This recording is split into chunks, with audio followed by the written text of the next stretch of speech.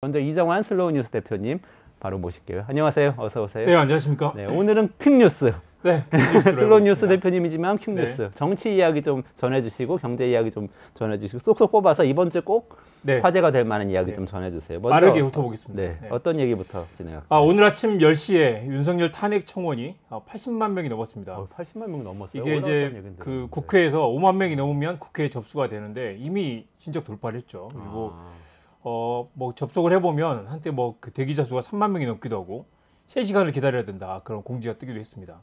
이 우원식 국회의장이 어제 이 서버를 증설하라고 지시했다고 하고요. 마침 오늘 아침에 지금 방금 전에 80만이 넘었습니다. 이게 이제 얼마까지 갈까 싶은데 이 문재인 정부 때 당시에는 청와대 국민청원이 있었잖아요. 그때는 자유한국당 해산청원이 183만 명을 찍기도 했습니다. 그러니까 이게 아마 지금 100만을 넘어갈 것 같은데요. 실제로 법적 구속력은 없습니다. 국회에 이제 그 청원이 접수가 되고 검토를 하겠다라는 정도긴 하죠. 그러니까 거기 응답해야 되고 뭐 그런 요건이 있지는 않아요. 예, 그렇죠. 이제 국회에서 이제 받아가지고 이제 그걸 이제 검토를 하고 답변을 줘야 되죠. 답변만 하면 되나요? 뭐 입법해야 되고 이런 건 없고. 사실 그 구속료가 없는데 국민들이 얼마나 답답하면 거기까지 가서 그렇게 할까. 그리고 지금 이제 거죠. 청와대 국민청원이 없어지니까 청와대 국민청원 때는 20만 명이 넘으면 의무적으로 답변을 하게 돼 있었거든요. 지금은 그런 것도 아니라서 답답하긴 한데 어디라도 이렇게 호소할 만한 그런 데가 필요하다고 생각하는 것 같습니다. 그 계기가 된 건 아까 제가 잠깐 말씀드렸는데 그렇습니다. 김진표 전 국회의장의 윤석열 대통령이 2000년 참사 직후에 김진표 당시 의장을 만나서 특정 세력에 의해 유도되고 조작된 사건을 가능성을 배제할 수 없다라고 했습니다. 근데 말씀하신 것처럼 이게 거짓말이면 좋겠는데 이 대통령실이 왜곡됐다라고만 이야기를 했어요. 사실이 아니라고 말하지 않았습니다. 그리고 정작 또 무엇이 왜곡됐는지도 말을 하지 않았어요. 그래서 여전히 그 오리무중인 상황이 도대체 무슨 말을 한 거냐. 그런 말한 건 사실 아니냐라는 의혹이 나오고요. 오늘 아침 사설에 중앙일보 사설에서 뭔가 구린데가 있는 거 아니냐라는 궁금증만 증폭된다라고 했습니다. 표현을 그렇게 썼어요? 네, 정확하게. 뭔가 구린데가 있는 거 아니냐라는 궁금증이 증폭된다. 세게 썼네. 그 말은 뭐냐면 보수 언론조차도 도대체 이걸 용납할 수가 없다. 왜 이걸 빨리 해결을 하지 않느냐. 중앙일보 사설을 얘기한 거 두 가지인데 명품백 사건, 최상병 사건도 진작 해결되고 넘어갈 문제인데 설명을 안 하니까 계속 의혹이 커지는 거 아니냐라는 얘기를 했습니다. 박홍근 의원이 또 김진표 의장에게 들었다는 메모를 또 공개를 했어요. 더 충격적입니다. 좌파 언론이 사람이 몰리도록 방송을 해서 그것도 의혹이다라는 이야기를 윤석열 대통령이 했다고 합니다. 헐. 그런데 이분은 도대체 이태원에 사람이 더 몰려들게 방송에서 예. 막 부추겼다는 얘기예요. 의혹이라는 건데 누가 그러면 방송에 내보내가지고 사람들을 몰리게 해서 그런 말을 입에 담고 싶지 않지만 사람들 죽게 의도적으로 내몰았다라는 이야기인데 유족들도 있는데 사람들이 이게 이제 꺼져가던 이태원을 다시 불씨를 부추겼고 그동안 최상병이나 아니면 최상병 사건이나 디올백 사건도 그렇게 부글부글했지만 이거는 정말 터져 나오는 그런 상황입니다. 그러니까 지금 그 김진표 전 국회의장이 책에 쓴 내용이 있고 거기에 대한 이제 다른 정치인들의 그 이야기를 들었다는 거죠. 박홍근 의원도 이제 그 김진표 의장이 들었다는 거고요. 정작 대통령이 이걸 해명하지 않으면 그런 말을 한 건 사실이다라는 쪽으로 지금 굳어지고 있고요. 이게 왜 왜곡인지도 설명하지 않고 있는 상황입니다. 근데 진짜 유튜브에서 그런 얘기를 하는 방송이 있나 봐요. 당시에도 그래서 김진표 의장이 유튜브를 너무 많이 보신 거 아닌가라는 걱정을 했다고 직접 말을 하지 않았다고 하고요. 그걸 회고록에 썼습니다. 그래서 지금 윤석열 대통령이 보는 유튜브가 무엇인가, 왜 유튜브를 보고 정책 판단을 하시는가라는 그런 얘기가 나오고 있습니다. 우리도 유튜브를 방송하고는 있는데 이게 유튜브라는 게 자기가 보는 것하고 관련된 게 점점점 더 극단적인 그렇습니다. 쪽으로 보여주죠, 알고리즘이. 끝내주는 경제는 적어도 충분한 근거와 교차 확인과 팩트를 근거로 얘기를 하잖아요. 근데 이런 음모론을 어떻게 대통령이 우리도 보기 힘든데 그걸 어떻게 찾아가서 보시고 이런 일 말씀하시는지 참 걱정스럽습니다. 계속 극단적인 얘기 보면 그쪽 얘기가 계속 뜨는 거죠. 그래서 제가 늘 추천하는 건 유튜브를 보실 때 자동 추천 기능을 옵션을 꺼둬라. 어린이나 아니면 그 약간 판단이 부족하신 분들에게는. 그렇지 않으면 계속해서 그 취향을 맞춤형 제공하면서 더 극단적인 이 취향으로 몰리기 때문에 자동 추천을 보지 마시고 직접 골라보시라고 제안을 하는데 아마도 윤석열 대통령이 그런 자동 추천 알고리즘에 빠져 계신 게 아닌가 싶습니다. 김진표 국회의장도 뭐 그때 그냥 얘기하지 유튜브를 보시면 안 돼요 이렇게 그렇습니다. 그걸 뭐 굳이 2년 뒤에 지금 뭐 회고록에 쓸 문제가 아닌데 말이죠. 그러게 그때 공개를 했어도 되고 그게 마음속으로 갖고 있는 거하고 대통령이라는 국가의 이 수장이 국회 수장을 만나서 얘기를 하는 거하고 굉장히 맞습니다. 다른 거잖아요. 공적인 행위잖아요. 대화 더욱 자체가. 놀라운 건 그 발언을 한 이유가 뭐냐면 그런 음모론이 있기 때문에 그런 의혹이 있기 때문에 이상민을 해고할 수 없다라고 했어요. 이상민 장관. 이상민 장관이 행안부 장관인데 책임 있는 이태원 참사에 직접적으로 책임 있는 장관. 놀라운 건 이분이 아직도 행안부 장관이라는 거죠. 그렇네. 그러고 탄핵 갔다가 6개월 뒤에 돌아와서 아직도 지금 행정안부 장관을 하고 있습니다. 이게 믿기지가 않는데 사실 다들 뉴스를 보면 그래서 그 사람이 중간에 한번 바뀌지 않았을까 싶은데 아직까지 남아 있다는 거죠. 대통령은 아직도 그 의혹을 갖고 있고 그런 의혹 때문에 이 장관을 해고해서는 안 된다라고 생각하고 아직도 끼고 안고 있는 거죠. 지지율에 영향을 주고 있나요? 그렇죠. 지금? 그게 이렇게. 총체적으로 최상병, 디올백, 그다음에 지금 이태원까지 다 지지율이 반영이 될 텐데 지지율은 당연히 우하향하게 됩니다. 근데 윤석열 대통령이 역대 민주화 이후 대통령 중에 가장 빠른 속도로 20%대로 추락을 했고요. 그래프 한번 보실래요? 지금 보시면 빨간색 굵은 선이 지금 윤석열 대통령입니다. 저게 3년차 1분기 기준으로 24%까지 떨어졌고요. 가장 높은 건 파란색 문재인 대통령입니다. 맨 위에 있고요. 그다음에 노무현 대통령도 사실 좋지 않았죠. 계속 그 재임 기간에는 지지율이 낮았습니다. 그렇지만 막판에 또 반등을 했고요. 지금 윤석열 대통령은 3년 차에 지금 저렇게 낮게 떨어져 있는데 이게 지금 상황을 보면 반전의 기미가 없고 계속 더 떨어지거나 아니면 계속 횡보할 가능성이 높다. 이렇게 되면 남은 3년을 어떻게 버티실 것인가라는 게 굉장히 우려스러운 상황입니다. 이 조사는 갤럽 조사인가요? 예, 갤럽이 주간마다 하는 조사고 아까 이제 분기별 조사는 그걸 다시 이제 누적 합산해가지고 그 분기별로 또 집계를 내는데 3년 차 아직 3년 차 1분기 기준으로 가장 낮은 수준입니다. 저는 김영삼 대통령이 되게 낮았다고 기억하고 있었는데 좀 후반에 많이 낮아졌네요. 3년 차까지는 그래도 윤석열 대통령보다 높았었네요. 네네. 그렇군요. 좋습니다. 우리 대통령 얘기 여기까지 하고 정치권 이야기 중에서 이번 주에 좀 화제가 될 만한 이야기 어떤 게 있어요? 지금 바로 내일 최상병 특검법을 강행한다고 하고요. 그리고 또 이 방통위원장 탄핵을 또 내일 밀어붙인다고 합니다. 그래서 방통위원장이 지금 한번 그래프 한번 보실래요? 방통위가 지금 원래 5명의 합의제 체제인데 와 이거 정말 이것도 믿기지가 않죠. 지금 이제 처음 윤석열 정부 출범할 때는 3대2 구조였잖아요. 네네. 당시는 물론 이제 문재인 정부에서 바로 넘어왔기 때문에 민주당 추천 인사들이 3명이고 이 국민의힘 추천 인사들이 2명이잖아요. 그러니까 저게 방통위원들 5명 중에 파란색이 민주당목, 네, 빨간색이 맞습니다. 정부 여당목 이런 거죠. 그래서 이게 이제 시간이 지나면서 이제 정권이 바뀌면 자연스럽게 교체되면서 국민의힘 몫을 한 명 더 넣으면 되는 건데 지금 이제 임명을 하지 않았어요. 중간에 이제 나중에 그러니까 4명으로 줄었다가 3명으로 줄었다가 지금은 1명으로 줄었다가 지금 2명으로 다시 줄어 있는 상황이잖아요. 그래서 인원 자체가 줄었고 인원 자체가 줄었고 민주당 추천 위원들을 아예 임명을 하지 않는 상태입니다. 한때 그래서 최민희 지금 의원이지만 최민희 씨가 그 방통위 위원으로 추천이 됐다가 1년 넘게 지금 후보로만 돼 있다가 임명을 안 해가지고 그 사이에 다시 이제 국회의원 공천을 받아가지고 국회의원이 됐고 지금은 과방위 위원장이 됐죠. 문제는 지금 이제 2명으로 이게 5명 있으면 맨날 싸우니까 그리고 시끄러우니까 아예 임명하지 않고 2명만 데리고 방통위를 가지고 가겠다라는 계산인 것 같아요. 심지어 그래서 이제 그 당시 이동관 전 방통위원장을 탄핵을 하려고 하니까 탄핵 직전에 사퇴를 시켰어요. 그다음에 다시 지금 김홍일 형님을 또 다시 내세운 거잖아요. 지금 또 이제 아마 오늘이나 내일 그 탄핵 직전에 아마 사퇴를 할 가능성도 고려이 되는데 그러니까 탄핵이 되면 6개월 동안 일을 못하니까 전무정지가 되니까 이상민처럼 정지가 되니까 아예 이 사퇴를 시키고 다시 또 마음에 맞는 사람을 임명시키려고 하는 게 아닌가라는 얘기가 나오고요. 지금 탄핵을 하려고 하는 건 이 2명이서 모여가지고 MBC 또 이사회 방문지 이사회를 또 낙점을 하려고 하고 있기 때문에 지금 민주당은 또 절박하게 빠른 속도로 방통위원장을 날리려고 하는 그런 상황입니다. 이게 도대체 몇 년째 지금 2년 동안 계속되고 있는 상황인 거잖아요. 이렇게 하면은 진짜 이거 정부 부처잖아요, 여기도. 그런데 정책을 집행을 하고 해야 되는데 어떻게 되는 거죠? 그러니까 여기는 그러니까 장관, 차관을 해서 5명이 이제 같이 합의제니까 독임제가 아니라 합의제니까 이제 그 장 차관들이 모여가지고 같이 의결을 하는 그런 구조인데 귀찮으니까 우리 편만 2명 임명시켜가지고 그대로 가겠다라고 하고 있는 상황, 말도 안 되는 상황인 거죠.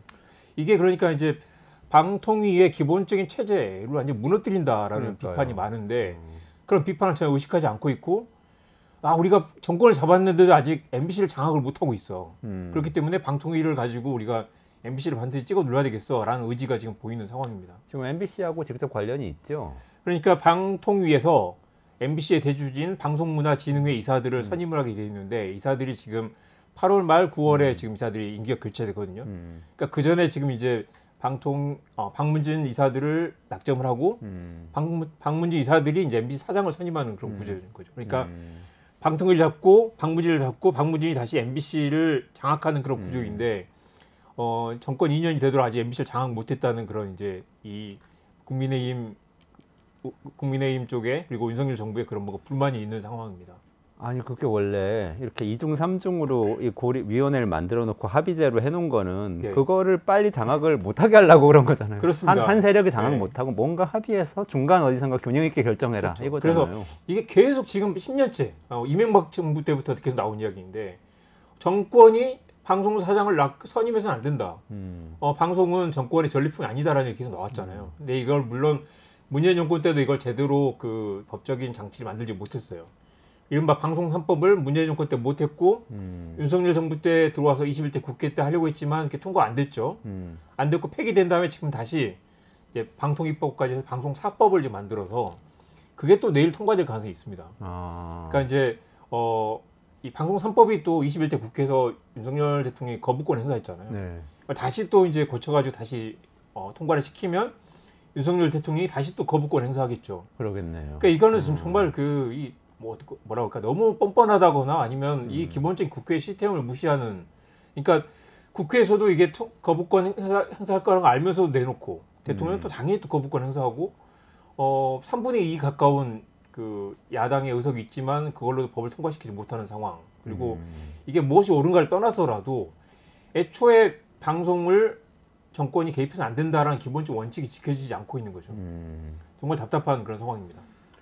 지금 아까 탄핵하려고 그러면 방통위원장 또 사퇴할 거라고 그러셨잖아요. 사퇴하면은 그 다음에 네. 또 새로 임명을 할 때까지는 또 공백 상태에 6개월 동안 공백 상태면 그러면 이제 방통위원이 한 명밖에 없는 거죠. 그러면은 근데 지금도 2명이서 원래 5명 해야 되는 의결을 2명이서 하는 게 맞느냐? 이거 지금 탄핵 사유가 2명이서 이걸 결정하는 게 옳지 않다라고 해서 이제 그 탄핵을 하는 거거든요. 근데 한 명이 남으면 아무것도 못 하게 되는 상황. 방통위가 그래서 6개월 동안 완전히 그냥 올스톱 되는 상황으로 가게 될 수도 있습니다. 그러면은 방문진 이사하고 MBC 사장 선임도 늦춰질 수도 있는 거예요. 선임을 못 하게 되고 그냥 그대로 계속 가게 될 수도 있죠. 그리고 민주당이 원하는 게 그런 걸 수도 있고요. 그리고 만약에 지금 이게 방통위원장을 만약 오늘이나 잦은 사퇴를 하고 다시 또 임명을 하게 될 그런 가능성도 물론 있습니다.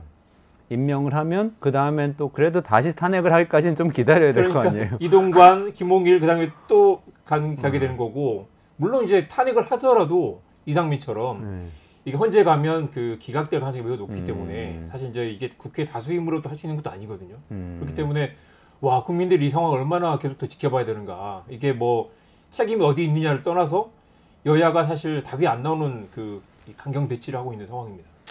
우리나라는 대통령제고 대통령이 임명한 그 장관들하고 일을 하도록 보장을 해주고 있고 이런 상태라서 탄핵이라는 어떻게 보면 굉장히 무리한 장치를 써야만 이 사람들 중간에 바꿀 수가 있는데 예를 들면 뭐 다른 내각제나 아니면 내각제 아니라도 프랑스만 해도 예를 들면 대통령이 국회 해산할 수도 있고 거꾸로 이제 대통령 중간에 바꿀 수도 있고 이렇게 좀 돼 있는데 우리는 너무 미국식인 것 같아 이 제도는. 그런 이야기도 나왔죠. 그래서 이미 우리는 탄핵을 한번 경험했기 때문에 그 효용을 안단 말이죠. 그래서 이제 사실 다수당이 되면 탄핵이나 카드를 또 쥐고 흔들 수밖에 없는 상황. 그리고 지금 이제 대통령 탄핵을 하느냐 마느냐. 지금 80만 명이 찬성을 했는데 민주당이 지금 계속 이걸 가지고 간을 보고 있잖아요.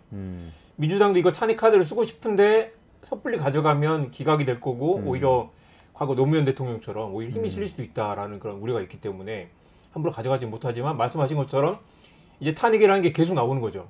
이상민도 실제로 탄핵까지 갔었고 김홍일도 탄핵을 가느냐 마는 상황이고 앞으로 계속해서 탄핵이 계속 거론이 될 텐데 이것 때문에 사실 한국의 이제 그런 대통령제가 어느 정도 그 소명을 다한 거 아니냐. 그래서 이제 의원 내각제를 통해서 좀 더 이렇게 균형을 다시 만들어야 된다라는 이야기 많이 나옵니다.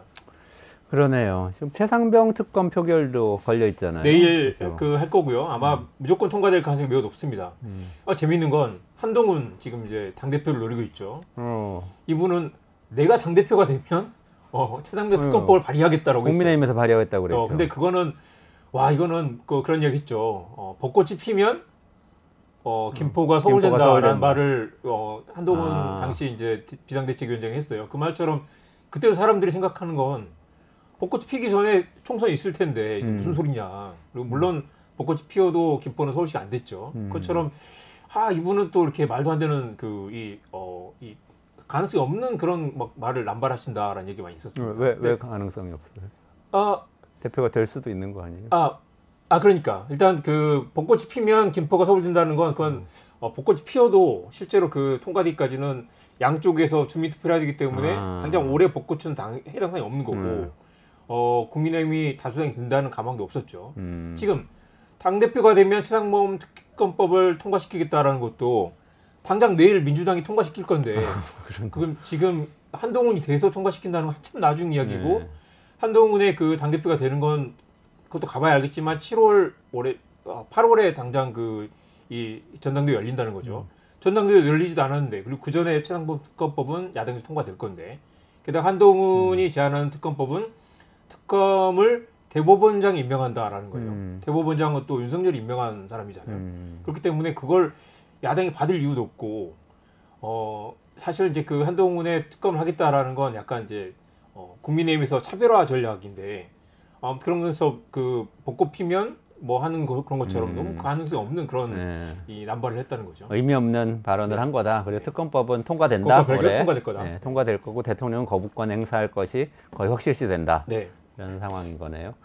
자, 또 네. 우리나라에서도 대통령 탄핵 청원이 이렇게 80만 넘겼다고 그러는데 미국에서도 또 대통령 후보 사퇴론이 미국에서 이게 재선할 수 있으니까 정말 안타깝습니다. 그러니까 그 우리 슬로우 뉴스의 편집위원인 펜실바니아 대학의 김낙호 교수가 그런 말을 했는데요. 지난주 그 바이든과 트럼프의 TV 토론을 보면서 트럼프는 헛소리하는 AI 같았다.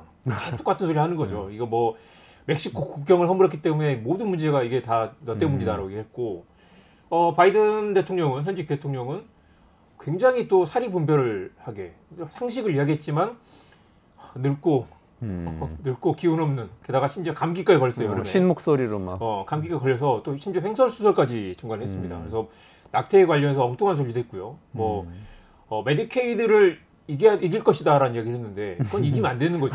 메디케이드는 그러니까 민주당 작품. 메디케어 덕분에 코로나를 이겼다라는 말을 하려고 했던 것 같은데 그래가지고 트럼프가 비웃으면서 좋은 말했어. 너 메디케이트를 이겨야지 뭐 그런 식으로 해가지고 다들 이 민주당 지지자들이 멘붕에 빠졌습니다. 저도 첫째 뭐 세 가지 말할 것처럼 첫째 해놓고 또 그 다음에 또 첫째 하는 거 봤어요. 그래가지고 그래서 이제 바이든이 대선에 출마해서 안 된다는 답변이 72%나 됐고요. 토마스 프리드만이 그만둬야 된다. 폴 크루그만이 물러나야 된다. 물러나야 된다라는 얘기도 있고. 노벨 경제학상 탄 경제학자죠. 굉장히 유명한 민주당 지지자고. 뉴욕타임즈와 워싱턴 포스트가 둘 다 사설에서 이 대통령 후보 사퇴해야 된다라는 얘기를 했는데 이게 또 이게 왜 이렇게 세계 최고의 또 신문이라고 평가받는 뉴욕타임즈까지 이럴까 싶은데 현실적으로는 물러날 가능성이 거의 없고요. 그리고 물러나더라도 대안이 없는 상태이긴 합니다. 그러니까 이게 그래 내가 물러날 테니까 카멀라 해리스를 후보로 하자라고 한다고 해도 그게 되는 게 아니라 당연히 경선을 거쳐야 되는 거잖아요. 거쳐야 되는데 카멀라 해리스는 지지기반이 약하고 지금 부통령은 지지기반이 약하고요. 다른 후보들이 몇 명 있지만 그 후보들도 너무 약한 거예요. 그래서 트럼프하고 싸워서 이길 가능성이 매우 낮은데 지금 6개월밖에 안 된 상태에서 갑자기 후보가 물러나면 이게 지금 미국 120년 역사에서 그런 경험이 없다는 거예요. 한 번도 이렇게 그 후보가 갑자기 물러나가지고 중간에 6개월 남겨둔 후보를 바꿔서 이긴 사례가 없다는 겁니다. 그리고 또 그런 말도 하죠. 이 바이든이 좀 늙고 세력하게 했지만 이 사람은 정의의 편에 서 있다. 그리고 이제 우리가 이 늙었다는 이유로 이 사람을 끌어내리면 어떻게 트럼프를 이길 수 있겠느냐라는 굉장히 이제 온건한 이야기도 나옵니다. 그리고 짐 클라이번 하원원이 그런 말을 했던데 이 원스트라이크를 했을 뿐이다. 투 스트라이크에서 장애 홈런을 칠 수도 있지 않느냐라는 이야기를 했는데 칠 수 있지 않느냐라는 말 자체가 약간 자신감이 없죠. 칠 것이다도 아니고 칠 수도 있지 않겠느냐라는데 지금 미국 그 민주당이 지금 이 늙고 지친 이 할아버지에게 운명을 걸고 있는 상황입니다. 그래서 한국도 지금 바이든에게 굉장히 올인을 했었잖아요. 그렇죠. 이 바이든이 만약에 이제 가능성이 낮아진다면 빨리 이제 트럼프에게 선을 대야 된다. 아니면 지금 바이든 중심의 한미 동맹 전략을 전면 재설계해야 된다라는 얘기도 나옵니다. 미국 민주당이 경선할 때 그래도 꽤 역동성이 많이 있었는데 네. 이번에 너무 없는 거는 사실이에요. 이전에 뭐 그렇습니다. 버니 샌더스나 엘리자베스 네. 워런 이런 사람 나와서 바이든하고 치열하게 경쟁도 하고 엄청 진보적인 사회주의자도 네. 나오고 뭐 하버드 교수도 나오고 그렇죠. 뭐 그랬었잖아요. 옛날에 힐러리 클린턴 전 네. 대통령 부인도 나오고 막 이게 흥행 요소가 하나도 없어 근데 지금은. 네.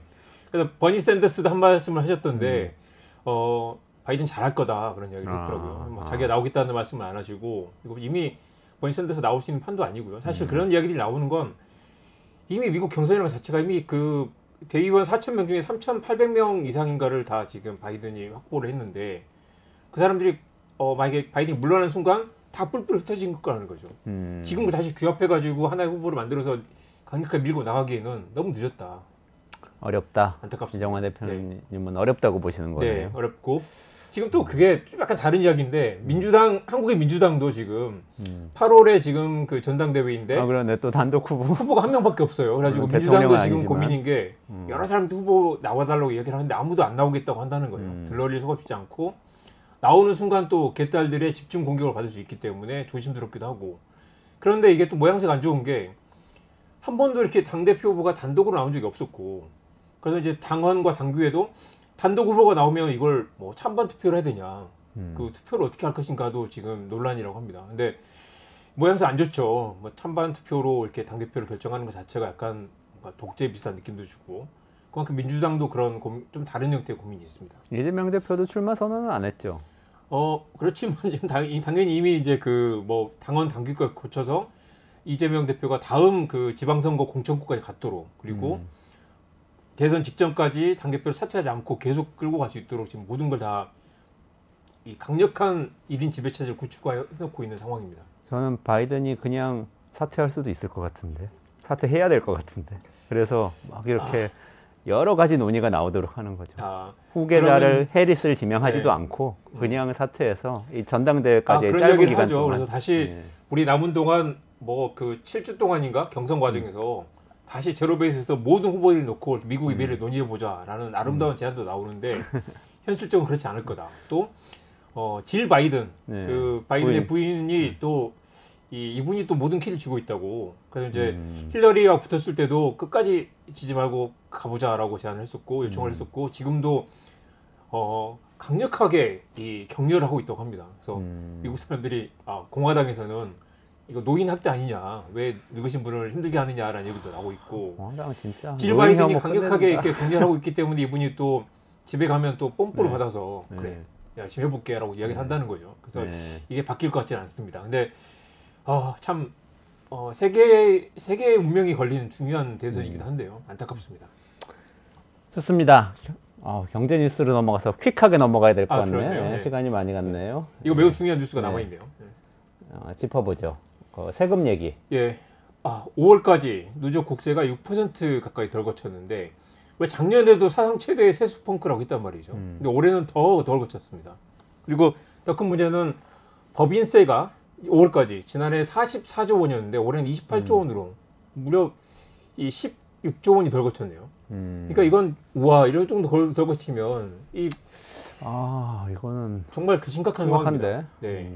근데 이제 또 반도체가 그나마 좀 잘 벌었다고 했잖아요. 근데 이제 작년에 법인세 2연이 있어가지고 올해 내야 될 세금을 각각 삼성전자 한 10조 원 정도, 하이닉스가 2조 원 정도 올해 안 내도 된다는 겁니다. 그렇기 때문에 이제 그만큼 세금이 덜 들어오게 될 거고 내년 이후로 넘어간다는 거죠. 예.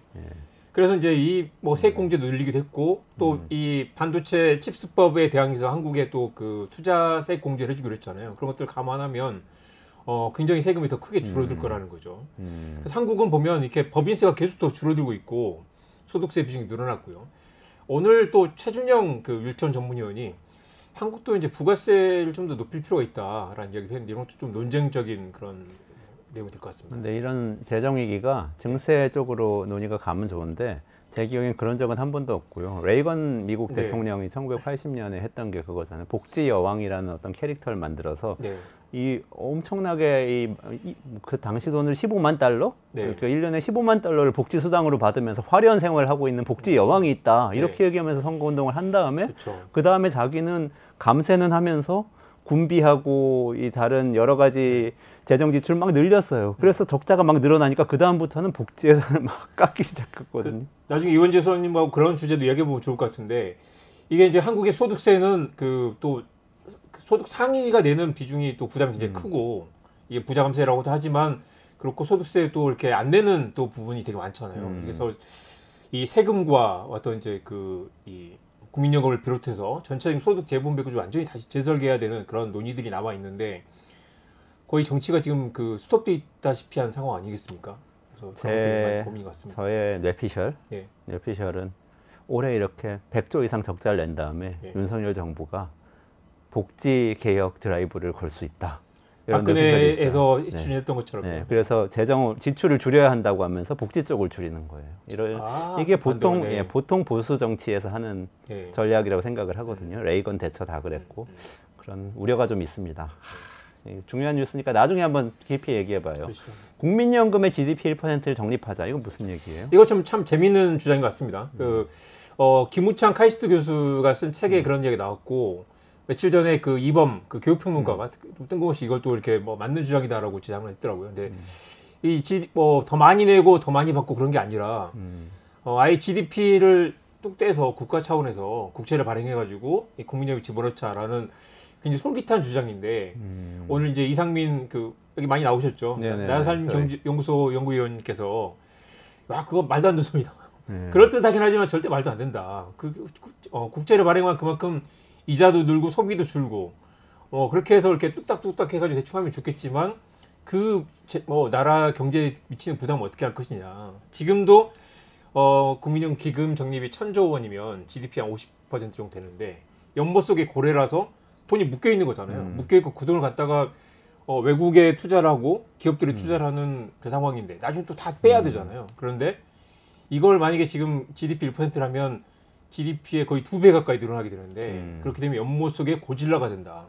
돈을 쓰지는 않고 기금을 쌓아가지고 어디 뭐 외국 기업들이 투자하면 국민들 노후 자금을 모아가지고 해외 기업들 애플이나 어디 뭐 엔비디아에 투자를 한다는 얘기잖아요. 그렇죠. 예. 그렇게 해서 수익을 프리미어리그 뭐 그렇게 해서 LA 다저스에서 투자하고 뭐 그러는 거죠. 수익률 올린들 그게 한국 경제에 맞는 방향이냐. 그러니까 오직 답답하면 이런 이야기가 나올까 싶은데 사실 핵심은 우리가 더 고통스럽게 더 내지 않는 이상 해결이 되지 않는다라는 이야기를 해야 되는데 사실 정치권에서 그걸 본질을 계속 회피하는 이야기가 나오니까 이런 약간 몽상적인 주장들이 나오는 거겠죠. 네, 재밌는 주장인데 좀 현실성은 갸우뚱이네요. 네, 마지막으로 이것만 하나 짚어주세요. 네이버 웹툰이 나스닥에 갔는데 왜 나스닥에 가서 상장한 것이며 그러니까요. 근데 가니까 또 반응은 좋더라고요. 그렇죠. 네이버는 살아날 수 있는가. 가뜩이나 주가를 높게 잡았는데 이거 망할 거다라고 했는데 그 이상으로 또 올랐어요. 굉장히 성공한 공모였습니다. 그리고 웹툰이라는 것 자체가 사실 다 뜯어보면 수익성이 지금 좀 낮다는 우려가 많았는데 아무튼 미국에서 평가가 굉장히 좋았고요. 세 가지를 볼 수 있습니다. 쿠팡이 나스닥에 올려서 뭐 지지부진하게 하지만 꽤 큰 금액의 공모를 했잖아요. 야놀자, 두나무도 다 지금 나스닥으로 갑니다. 그 말은 뭐냐면 한국 주식시장에 가면 그 정도 가치를 받기 어렵다라는 게 하나 있고 어차피 글로벌 사업이니까 미국으로 가져간다라는 것도 있지만 한편으로 여기서 갖는 우려는 이 거물급 이 상장 기업들이 한국 주식시장을 버리고 있다.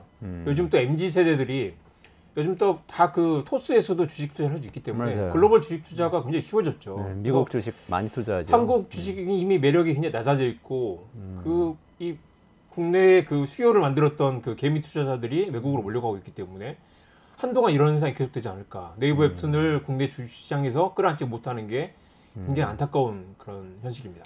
그러네요. 이런 부분은 그래도 이런 기업들이 외국으로 덜 나가도록 좀 애를 써보면 좋을 것 같아요. 네. 오늘 여기까지 진행해야 될 것 같습니다. 저희 이야기방송국님, 유포프카님, 크리스탈님 감사합니다. 네. 저희 이정환 대표하고 오늘 퀵뉴스 진행해봤습니다. 목요일에 또 오시죠? 네. 월요일에는 퀵뉴스, 목요일엔 슬로우 뉴스. 여러분들 이정환 대표하고 같이 좋은 뉴스 많이 탐색해 주시면 좋겠습니다.